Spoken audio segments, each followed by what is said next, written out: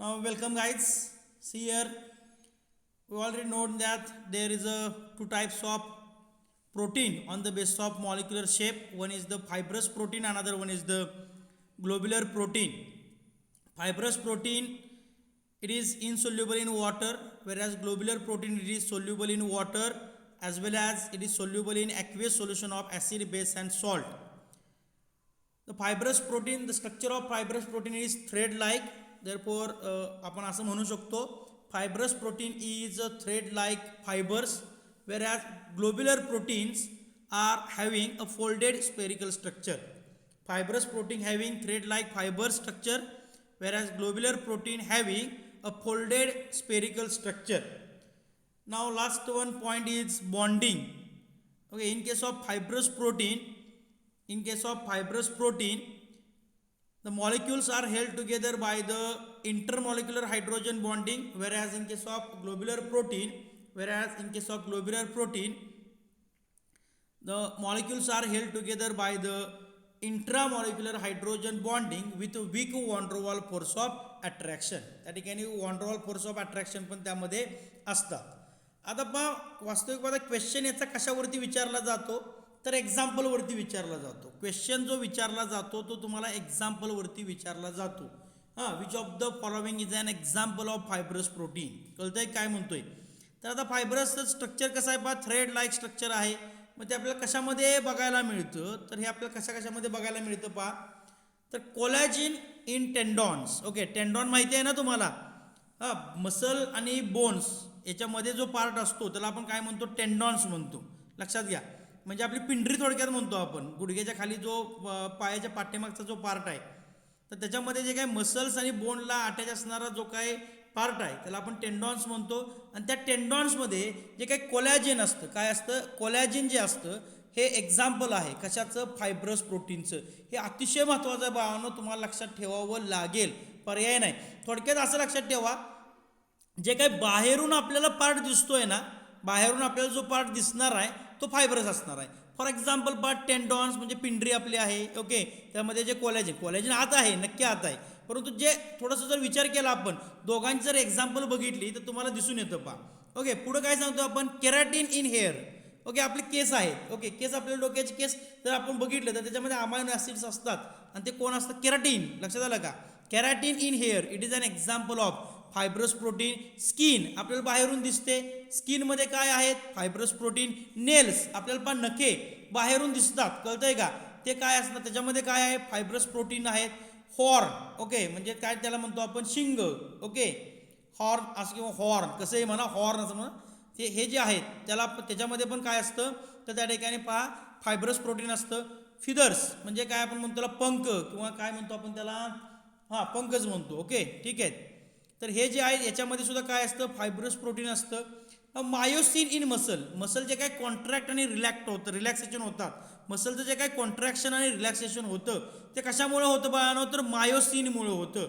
थोडासा ज्यांचं झुलॉजी आहे त्यांना चांगल्या पद्धतीने समजत असेल. माझा सब्जेक्ट केमिस्ट्री आहे, झुलॉजी नाही आहे. ओके, मायोसिन इन मसल जे काही कॉन्ट्रॅक्ट आणि रिलॅक्स होतं त्याच्यामध्ये जो पार्ट असतो त्याला मायोसिन आपण म्हणतो. And myosin is nothing but the fibrous protein. Myosin is nothing but the fibrous protein. कळतंय काय म्हणतोय, एनी डाऊट इथंपर्यंत काय प्रॉब्लेम आहे का सांगा, नाही. Okay, fibroin in silk. Okay, आता सिल्क जे आहे, सिल्कमध्ये जे काही फायब्रिऑन आहे म्हणजे वेगवेगळे त्या ठिकाणी इन्सेक्ट आहेत पहा. मग त्या ठिकाणी सिल्कवर्म असू देत, बॉम्बॅक्स मोरी असू देत किंवा अँथेरिया असू देत, क्रिक्युला असू देत, सॅमिया असू देत, कळतंय का. हे जे काही वेगवेगळे इन्सेक्ट आहेत की जे काय करतात, ओके, काय म्हणतो आपण त्याला, एक सिक्रेट करतात काहीतरी. ओके, आणि ते जे काही सिक्रेट केलं जातं त्याला आपण काय म्हणतो, सिल्क असं म्हणतो. आणि त्यामध्ये हा जो सिल्क आहे, फायब्रिऑन जो आहे, it is an insoluble protein आहे. तो काय आहे, इनसोल्युबल प्रोटीन आहे. लक्षात आलं काय म्हणतोय, बॉम्बॅक्स मोरी असू देत, सिल्कवर्मचं एक मला वाटतं की प्रजाती आहे बॉम्बॅक्स मोरी. कळतंय काय म्हणतोय, तर त्याच्यामध्ये जे काय सिल्क ते सिक्रेट केलं जातं त्याच्यामध्ये फायब्रिऑन नावाचं जे काय कंटेंट आहे तो काय आहे, फायब्रस प्रोटीन आहे. तर पहा हे सर्व आपल्याला या ठिकाणी बाहेरून दिसणाऱ्या गोष्टी आहेत, व्यवस्थितपणे लक्ष द्या. Tendons, collagen in tendons, keratin in hair, skin, nail, horn, feathers, myosin in muscle and fibrion in silk. These are the examples of fibrous protein. You must remember these examples. कळतंय तुम्हाला? हे एक्झाम्पल लक्षातच ठेवावी लागतील, त्याशिवाय पर्याय नाही, त्याशिवाय पर्याय नाही. कळतंय काय म्हणतोय? व्यवस्थितपणे हे सर्व एक्झाम्पल जे आहेत ती तुम्हाला लक्षात ठेवायची आहेत. Okay, now see here the examples of globular protein. Again it is very very important point. तर पहा, ग्लोब्युलर प्रोटीनचे एक्झाम्पल कोणकोणते आहेत? Insulin. We know that insulin is present in, किंवा इन्सुलिन कशापासून सिक्रेट केलं जातं? पॅन्क्रियाज. कळतंय का? Pancreas, largest gland in our body, pancreas. Okay, त्याच्यामधून इन्सुलिन त्या ठिकाणी सिक्रेट केलं जातं. Insulin it is nothing but the globular protein. त्याचबरोबर कोण आहे? थायरोग्लोब्युलिन. कोण आहे? थायरोग्लोब्युलिन. नावातच आहे पहा, थायरॉइड ग्लँड जे आहेत घशापाशी, लॅरिंग्स फॅरिंग्स आपण जे म्हणतो, त्याच्यामध्ये जे काही थायरॉइड ग्लँड्स आहेत, तर त्या ठिकाणी थायरॉइड ग्लँड पासून थायरोग्लोब्युलिन हे सिक्रेट केलं जातं. त्या शब्दातच ग्लोब्युलिन आहे, ग्लोब्युलर प्रोटीन. कळतंय काय म्हणतोय? त्याचबरोबर हिमोग्लोबिन आणि मायोग्लोबिन. आपल्याला माहिती आहे हिमोग्लोबिन आणि मायोग्लोबिन.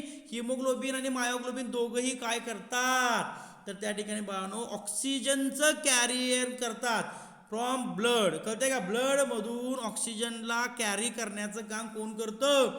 हिमोग्लोबिन करतो. Because there is a bond between oxygen and haemoglobin and this is called as the oxy haemoglobin bond. त्याला आपण काय म्हणतो? Oxy haemoglobin bond. आणि आपल्या रक्ताचा कलर हा कसा असतो? लाल असतो. आणि तो लाल कलर कशामुळे असतो बाळांनो? हिमोग्लोबिन मध्ये जो आपला डी ब्लॉक मधला एलिमेंट आहे तो आयर्न आहे, Fe. कळतंय का? Atomic number 26. Iron is present in the hemoglobin and that's why our blood has a red color. कळतंय काय म्हणतोय?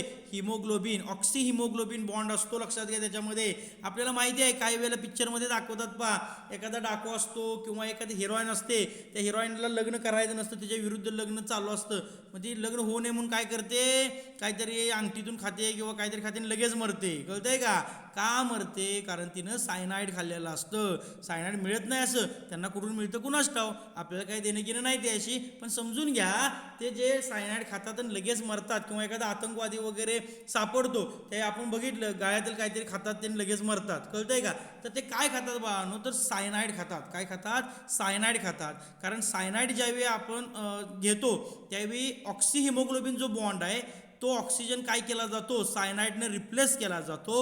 And there is a formation of cyano hemoglobin bond. There is a formation of cyano hemoglobin bond. And this cyano hemoglobin bond it is very very very very strong bond. There is no enzyme, there is no hormone is capable in our body to break this cyano hemoglobin bond. आणि त्यामुळं रक्ताचा पुरवठा होत नाही, immediate death त्या ठिकाणी आपल्याला बघायला मिळते. कळते काय म्हणतोय? तर हिमोग्लोबिन मध्ये बॉन्ड कोणता असतो? Oxy haemoglobin. मायोग्लोबिन आणि दोन्ही काय करतात त्या ठिकाणी पहा, तर ब्लड मधून ऑक्सिजनचं कॅरियर करतात. ओके, अजून एक एक्झाम्पल कुठलं दिलंय आपण? अल्बुमिन. अल्बुमिन. ओके, अल्बुमिन हे सगळ्यात अंडी आपण जे खातो, it is a largest abundant source of albumin. कळतंय का? आपल्याला माहिती आहे अंडी खाल्ल्यानंतर आपल्याला प्रोटीन मिळतात, पण नक्की कोणता प्रोटीन मिळतो हे आज आपल्याला कळालं बाळांनो. अंड कसं आहे? गोल, ग्लोब्युलर प्रोटीन. ओके, गोल असं नाहीये, पण ठीक आहे, आपण समजून घेऊया. आपल्याला समजण्यासाठी, आपल्याला लक्षात ठेवण्यासाठी आपण ते म्हणतोय. अल्बुमिन हे कशामध्ये सापडतं? आपल्याला अंड्यामध्ये सापडतं. अंड्यामध्ये मिळतं प्रोटीन. तो कोणता असतो? ग्लोब्युलर प्रोटीन असतो. कळतंय काय म्हणतोय? मग त्या ठिकाणी अंड तुम्ही जर पाण्यामध्ये टाकलं तर ते सोल्युबल झालं पाहिजे असं म्हणता तुम्ही, आहे की नाही? तसं सोल्युबल कुठं होतं? अरे बाळांनो, त्याच्यामध्ये आतला कंटेंट असतो. ओके, वरचा पार्ट बघायला नाही. अल्ब्युमिनच फक्त असतं का अंड्यामध्ये? नाही, अजून भरपूर पार्ट असणार आहे त्याच्यामध्ये. कळतंय काय म्हणतोय? तर अल्ब्युमिन जो आहे तो काय आहे? ओके, अल्ब्युमिन जो आहे तो काय? ग्लोब्युलर प्रोटीन आहे. आणि एगमध्ये तो अबंडंट प्रमाणात सापडतो, भरपूर प्रमाणात. तो कुठे सापडतो? एगमध्ये सापडतो. कळतंय काय म्हणतोय? ओके, हे एक्झाम्पल तुम्हाला बाळांनो लक्षात ठेवायची आहेत. कसल्याही पद्धतीनं हे विसरायचं नाही. लक्षात घ्या. फायब्रस प्रोटीन मी परत एकदा एक्सप्लेन करतोय, हे अतिशय महत्त्वाचं आहे. फायब्रस प्रोटीन आणि ग्लोब्युलर प्रोटीन हे प्रोटीनचे मॉलिक्युलर शेपवरून पडणारे टाईप आहेत. त्यापैकी फायब्रस प्रोटीन म्हटलं की डोळ्यासमोर मॅगी आणा. मॅगी इनसोल्युबल असते वॉटरमध्ये.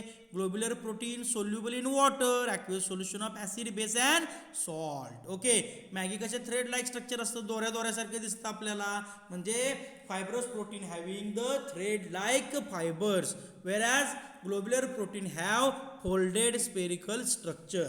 ओके, त्यांच्यामधलं बॉन्डिंग बघा. आता पहिल्यांदा आपण विचार कोणाचा केला, सोल्युबिलिटीचा. त्यानंतर विचार कोणाचा केला, ते स्ट्रक्चर कसं आहे त्याचा.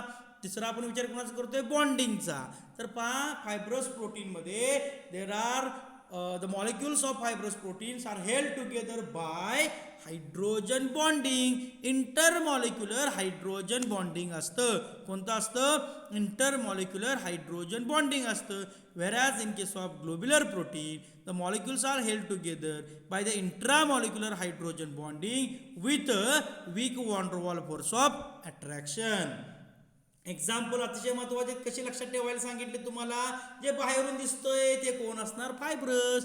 जे दिसत नाही, ओके, रक्त जोपर्यंत बाहेर येत नाही तोपर्यंत दिसत नाही. हिमोग्लोबिन कसा दिसणार तुम्हाला, नाही दिसणार. ओके, इन्सुलिन कधी दिसेल तुम्हाला, पॅन्क्रियास तुम्हाला काढले पाहिजे बाहेर पहिल्यांदा. आपण असं काढू शकतो का, नाही. ते जर आपण टेंडॉन बघितले, आपली पिंडरी बघितली, बाहेरून आपल्याला दिसते. मान्य आहे, कोलॅजन त्याच्या आत आहे, कॅराटीन हेअरमध्ये आहे, skin, nails, horn, feathers. Okay, father म्हणू नका. Myosin in muscle, fibroin in silk, all these are the examples of fibrous protein. whereas the insulin, thyroglobulin, hemoglobin along with the myoglobin, albumin, these are the examples of globular protein. I think so हे तुम्हाला व्यवस्थितपणे समजलेलं असेल. याची तुम्हाला मी photo नंतर मी पाठवून देतोयच, परंतु हे व्यवस्थितपणे लिहून घेणं गरजेचं आहे. ओके, आता अजून एक आपण मगाची काही जी शंका होती आपली आयसोइलेक्ट्रिक पॉईंटचं काय करूया पहा. अजून एखादा आपण त्या ठिकाणी क्वेश्चन बघूया. Okay, now see here it is the another question on isoelectric point. तर क्वेश्चन काय विचारलाय पहा आपल्याला. ओके, क्वेश्चन काय विचारलाय पहा. Which of the amino acid has PI 9.8. Question काय विचारलाय पहा, very simple question is there. Which of the following amino acid has PI 9.8. 9.8 PI कोणाचा आहे, हा क्वेश्चन विचारला आहे. तर पहा, पहिलं जे स्ट्रक्चर आपण पाहतोय, this is the first structure of tyrosine. We know that tyrosine it is an neutral. कळतंय का, तो न्यूट्रल अमायनो ॲसिड आहे. आणि तुम्हाला त्याचबरोबर काय दिलंय पहा, हे तुमचे पर्याय आहेत. टायरोसिन, हा अर्जेनाइन, त्याबरोबर हा लायसिन आणि हा सिस्टीन. ओके, हे जे काय तुम्हाला दिलेत ते काय दिलेत बाळांनो, त्या ठिकाणी तुमचे पर्याय दिलेले आहेत. तुमचा A, B, C आणि D हे पर्याय तुम्हाला त्या ठिकाणी दिलेले आहेत. आता पहा, पहिला जो आहे तो कसा आहे आपल्याला माहिती आहे. This is a neutral one. Okay, हा कसा आहे, न्यूट्रल अमायनो ॲसिड आहे. न here it is the NH2COH एकच आहे. इथं पहा, COH एक होता, NH2 एक होता, बाकीचा NH2 ग्रुप आहे का, नाही. एकच COH आहे, एकच NH2 आहे, न्यूट्रल. या ठिकाणी पहा, एक NH2, एक COH, अजून NH2 दिसतो इथं. म्हणजे अर्जेनाइन आपल्याला माहिती आहे हा कसा असणार आहे, बेसिक असणार आहे. त्याची ट्रिक तुम्हाला सांगितलेली आहे. काय सांगितले ट्रिक तुम्हाला, बेसिकली हिस्ट्री लाईक्स अर्जेंटिना. म्हणजे लायसिन. आता या ठिकाणी हा आपण लायसिन पण घेतला आपण. इथं पहा, एक COH आहे, पण NH2 किती आहेत बाळांनो, 2 आहेत. म्हणजे हा पण कसा आहे सांगा, बेसिक आहे. हा पण कसा आहे, बेसिक आहे. इथं पहा, या ठिकाणी सिस्टीन त्या ठिकाणी दिलेला आहे तुम्हाला.